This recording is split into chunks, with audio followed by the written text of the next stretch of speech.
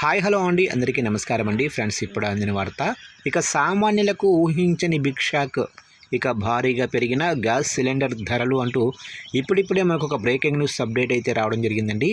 అయితే ఇందుకు సంబంధించిన పూర్తి వివరాలు అయితే మన వీడియోలో తెలుసుకుందామండి. అంటే ఎంత మేర గ్యాస్ ధరలు పెరిగాయి ఏంటి అనేది క్లారిటీగా తెలుసుకుందామండి. వీడియో మాత్రం పూర్తి వరకు చూడండి ఫ్రెండ్స్, అప్పుడే మనకి పూర్తి సమాచారం అయితే తెలుస్తుంది.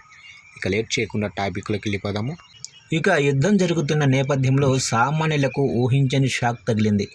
సిలిండర్ ధరలు భారీగా పెరిగిపోయాయి. వంట గ్యాస్, కమర్షియల్ ఎల్పిజి సిలిండర్ ధరలను కేంద్ర ప్రభుత్వమే భారీగా పెంచేసింది.